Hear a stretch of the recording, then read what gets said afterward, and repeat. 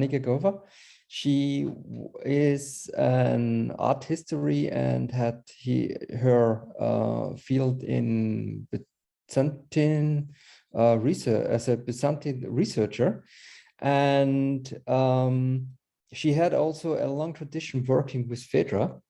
So she worked at an digital image archive and put a lot of images into Phaedra, worked there with the repository, and also had a lot of ideas of describing the images and the problematic of describing the images and how to describe the image and how to describe the context of the image. She will do the presentation now in this area. Thank you. Thank you, Ramon, for your kind introduction. So as you just said, I'm an art historian from my background, and that's why I want to briefly give you an overview of where I'm coming from, where my thoughts on on metadata comes from. So as just briefly said, I've worked at 2 projects / archives where I've dealt with the cataloging, describing, digitizing, and making available of mostly and primarily visual material. So one of it was the digital research archive for Byzantium, the Digitales Forschungsarchiv Byzanz, for which I am currently again responsible after a long hiatus. But as you said, until 2012, from this initiative, from this project, we were able to contribute around 20,000 images to Phaedra, first via EasyDB, a project or a database which was already talked about.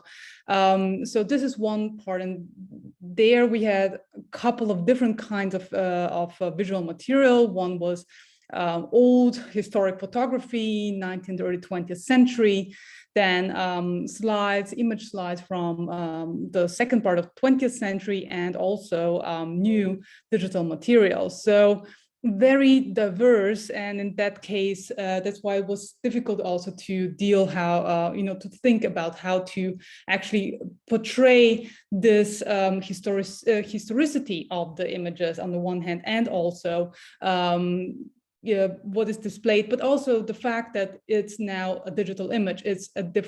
We're in a different medium. And the second one was the image collections and fieldwork archives of Dumbarton Oaks, which is a Harvard University institute, where I was for about 3 years responsible for mostly not the digitization, but the proper description of images, making them available, providing subject headings, place taxonomies, and so on. So I've had a lot of thoughts about this, but also in the image collections and fieldwork archives, once again, the materiality and the historicity of the material itself was of prime importance. So it was not just what was portrayed, but how it was portrayed. And so just to give you a sense of what I'm talking about here, also a second part which is very important in this context is that those were in both cases, we were very much involved in, it was important to make visible who is actually making the stuff available, what institutions, because it's hard work, as we all know. It takes a lot of time, and it's not it shouldn't be taken for granted. So it was also one of those instances of what I think today in the very morning was talked about, how we should also think about always naming the institution that provides the images. So just to give you an example of what I'm thinking about. So here I have an example from my work in Washington, D.C. We were digitizing, as you can see, large transparencies.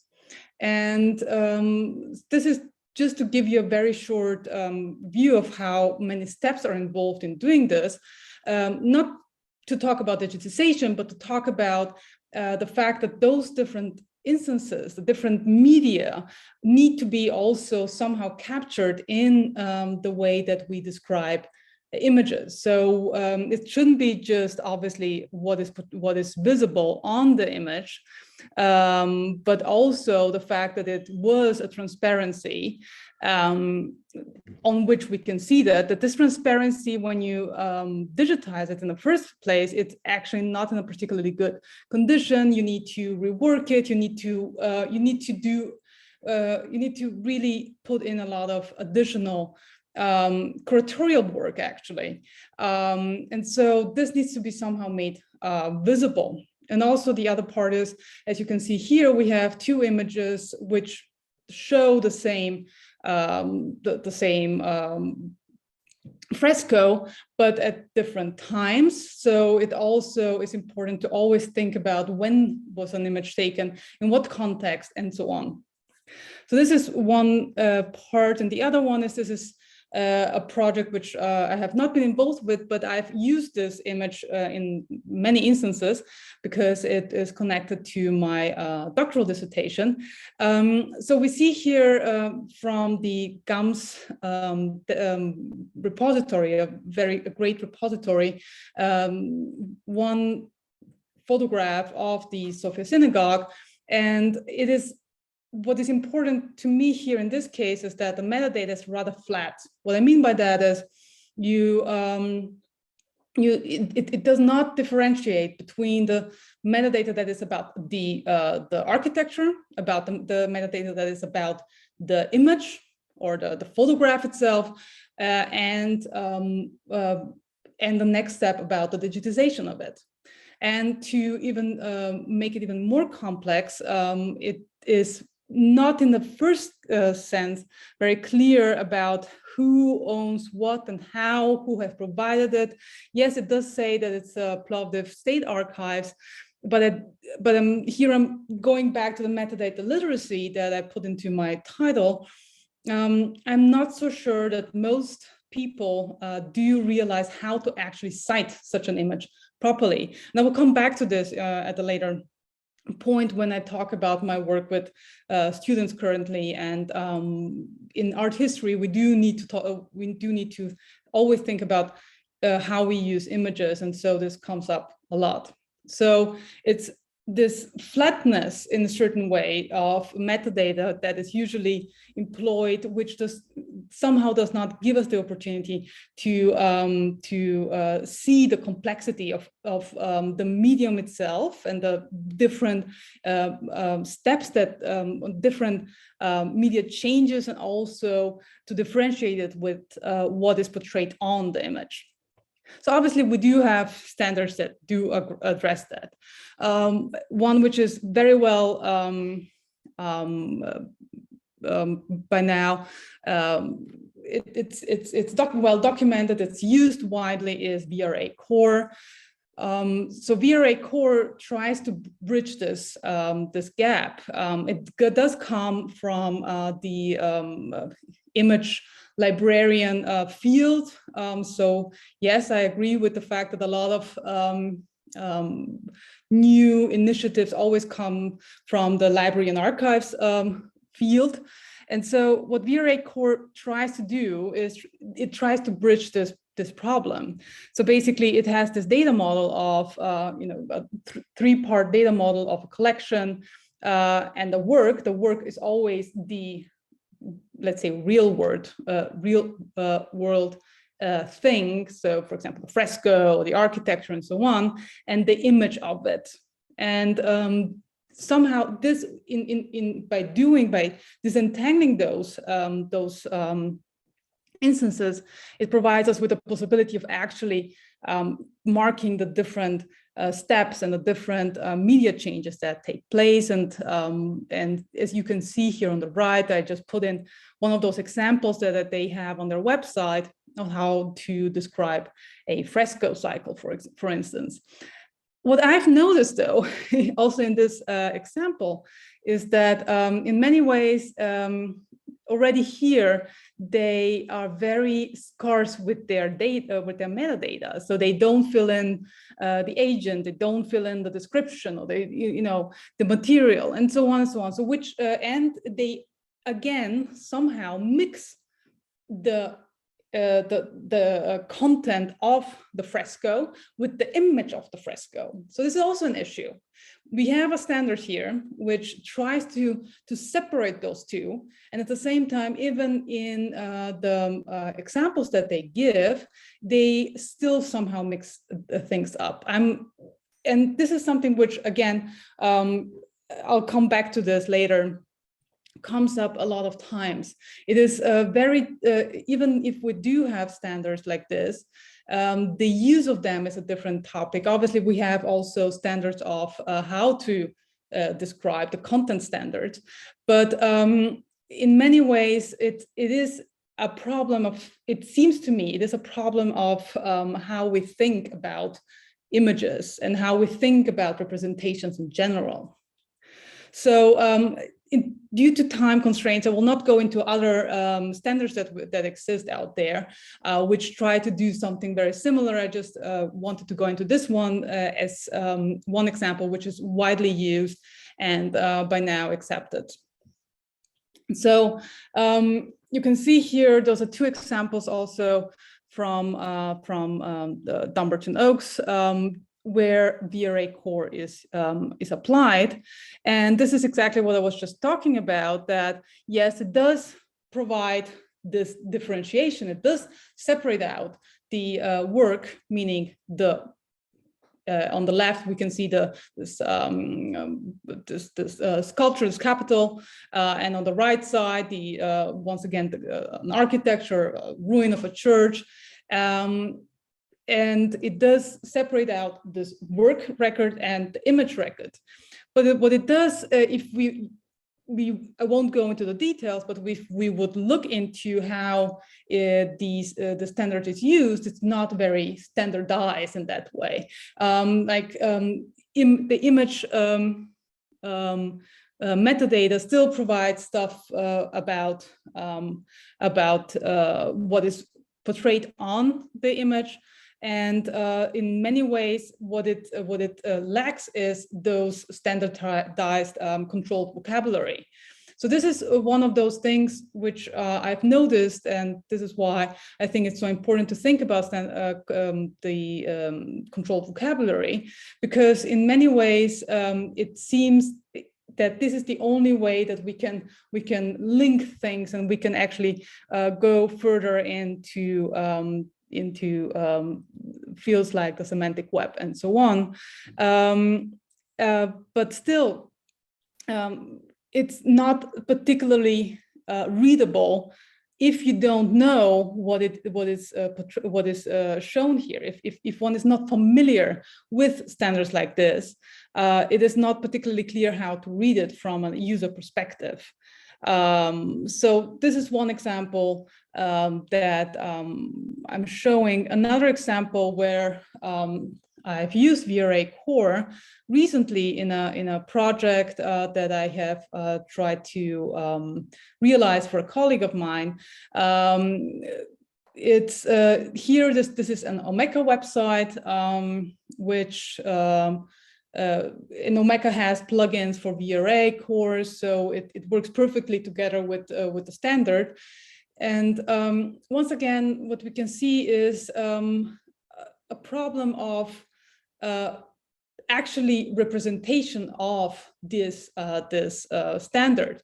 So what we can see here is how the work record is displayed. So basically, we don't even see the work record in the first place. But then if we go into, and I'm showing you only the back end, because this is once again the problem here. We've tried to actually do the work. We've tried to go into the details of separating out the different aspects of work of art, or bridge in this case, and image of it, and a representation of it. the issue that I've encountered and that I keep on encountering is once again that it is time consuming. Aside from the fact that you need a very high, you need to really invest a lot of time in the beginning to conceptualize this division. This, even though it's pretty clear, if you have the things in front of you, if you see the real world thing and you have an image of it, and then you have a digitized version of it, you know how to conceptualize those differences and those separations, and that those are different media. It is still a matter of a lot of training to make people understand how this actually works. And also, and this is where it actually lacks, is the time. It's time consuming. And so that's why in many ways, it especially on the image level, so the one which is actually about the representation, about how we see it, usually lacks a lot of detail. And also, this is also a project which unfortunately has, there's a long hiatus right now with it. We haven't really finished it. It was thought, and it was actually still, it's still in process of linking it to Phaidra, with putting all of those, of the data into Phaidra. Unfortunately, due to COVID, it was stopped, and a lot of other things came in between and other duties. But the conversations that we had about 2 years ago was about how to actually represent what we have here in the Bridging Byzantium Omeka the platform. As you can see, it's each bridge has its own record, and under each record you have the image records. So the question was, how do we represent this in Phaidra? And we didn't get to this point yet, but we're probably, I'm really hoping that we can finalize this project, because yes, we do need to be able to put to secure the data in a place like Phaidra, in a digital repository, because we never know otherwise how long it will remain and how long it will be visible. But one thing that came up as a suggestion, because Phaidra does not necessarily give the possibility of having those different instantiations, is to say the work record is a collection and the image is an item, as it is in Phaidra. So just to give you an example of how this would look like, it's here we have a previous one where a collection was made in terms of exactly this idea, in a kind of DIY way. So it's about an inscription in now mosque in Istanbul, and this so basically this describes this inscription, or the real world work of art, and it has underneath it, attached to it, a couple of items, which you can see here on the right side, which do, so this link is clear on the collection level. But once we get to the image level, like this one, I just took the first image from this collection, the link is not as visible anymore. So this image is a member of several collections in Phaidra. It is a part of the general DFAP. This is the project collection, and just one of it is what we did as a DIY work record. And here I come back once again to the problem of metadata literacy. If you know what you're looking for, if you know that this might be what this is happening here, that we've been trying to link those two, and to actually disentangle the information, the metadata about the thing from, or the artwork and the metadata about the image, yes, you might actually be able to find it. But if you don't, it's rather difficult to get to it and to understand it. Also, because of the fact that those are different items, so to say, and they have all their unique identifiers, which is important, which is great in Phaidra, you need to provide, once again, information on the item level, on the level of the image, which is contextual information, which is about what is actually portrayed and not about the image. And this somehow once again blurs the problem, these distinctions. So if we mix them, if we mix this metadata, if we mix what is the metadata about what is portrayed and what it is, then we can. It's very difficult to actually get to a point where we can separate them out. And the second part is also that few people know how to handle the additional possibility of showing the full metadata or reading actually the XMLs that are also provided here.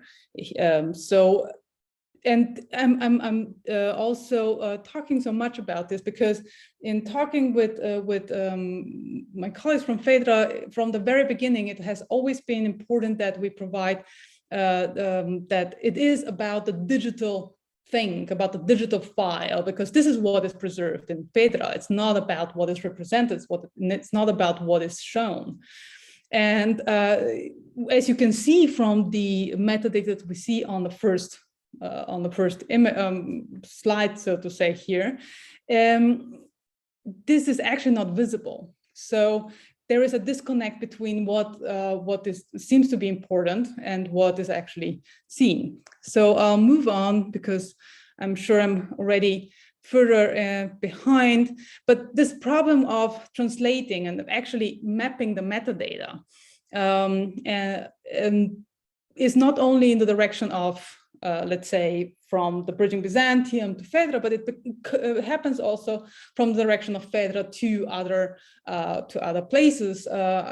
I've noticed that the Europeana material is somehow currently not so available, but as Kulturpool is the mediator between Phaidra and Europeana, I've just putting a screenshot of the record, of one record of at the Kulturpool, and once again we see how flat the metadata becomes. It really limits what we can actually say, what it says about what is represented and what it is. On the right side, I understand obviously you cannot read all of it, but you can just see the XML extraction of the same image in Phaidra, which is clearly more detailed and has more granular information, which also differentiates and tries to differentiate between those different between context and content and media and the different copies and instantiations of what we can actually see here. So this is also a problem. It's also from Phaidra, which is the long-term preservation solution and the repository. But if we try to share from there, if we try to map the metadata from there, it very often, because it's the easiest way to map it onto Dublin Core or similar metadata, it becomes flat. And once again, it loses this depth of information, this depth of important information. So just to briefly close my my talk, this is just to come back to the metadata literacy part. So this is a screenshot from a online exhibit that I did with students of mine last winter as the first the second COVID semester. It was a way of actually engaging them with the what we have as collections in the University of Vienna, and also having them be able to do something digitally and produce something new out of it and create something new out of it. And the result is this exhibition, which is called the Serve from Byzanz. It's about, Byzantine themed images from the photothek, from the photographic archive of the Department of Art History. I was trying, it was a mix of students from the art history department and also a couple from the digital humanities. It was the first semester, I think, of the master's program of digital humanities. And so I was trying to be able to make them learn from each other in many ways. And so one part was also thinking about metadata and thinking about exactly those questions that I just raised. And so the students were amazing in researching and dealing with the material and creating narratives around it and working with it in creative ways. But when it came down to actually describing the images, and we were trying to do, so I realized early on that really VRA in the way that I just presented it seems to not be able for them to be able, not necessarily to grasp, but because we were tied to the online form, I thought that it seems too complicated, because at one point it just didn't get the results that I was expecting. So you can see here, this is something which the students themselves did, a guide of how to describe the images in the online exhibit. And we were still working with the Dublin Core, but on different levels once again. So we have the item level and then the image level. And so it was not as wide-ranging in terms of fields, but it was still a guide which tried to make this distinction, as you can see, from what is portrayed, what is seen, what is the context, and what is the content, and what is the medium of the image. Needless to say that, unfortunately, even though the students themselves did this guide, they did not, in many instances, create their image or their records in that way. And what I realized is it's on the problem lied on many levels in talking to them. One was time. It's time consuming. It's time consuming to think in different levels, in different media, and time consuming to think about, okay, I need to say something about what is portrayed, and I also need to say something about how it is portrayed, or what it is, what I have as a medium. Because obviously they have a couple of other courses, so this was additional work. The second part was really about this concept of how to separate them. And this is just to finish up something which I've been noticing very often, also actually teaching in art history, because I'm trying always to make students provide proper image sources for the visual material that they use. And what happens very often, even though I explain it very, granularly, what happens very often is that they simply provide either where they found it, or just going all the way back to, let's say, the archive. But both are rarely shown, and questions of inventory numbers or permanent identifiers are completely lost. So this is just to wrap up. It seems to be a question of abstraction, probably, of a way of conceptualizing those different things. And And I just wanted to finish with the fact, just to sum up, that metadata is key also in talking about how we share data and how and not only questions of technicality. And for example, because yesterday we talked a lot about the API economy. So I'm going to stop here. Thank you so much. Yeah. Thank you, Fani, for this very interesting talk. We've seen the complexity of describing objects, and that you have different levels. And the question is how to also to show and to visualize these different levels in searching for them, and also in different infrastructures, even if you have every information in this infrastructure, but really to show this on different levels, it's quite interesting. The question what came up to me also to think about the roundtable yesterday, what we have seen is you mentioned the time, and that everything is very time consuming. And I can imagine this, it's really time consuming, because you need all these concepts, how to describe this, and how to make it really sense. And also when we think about what Susanne talked in the ways of describing, not only the levels of describing, seeing in this, our funding structure is very much based on project. The project is ending. But do you see a way how to connect from one to another project? And so I think it makes sense, doesn't it? Yeah, thank you so much. And I'm sorry I went over time. I just realized. So yeah, I think this is one of the biggest issues, and I didn't want to address this directly because my topic was a different one, but it all boils down to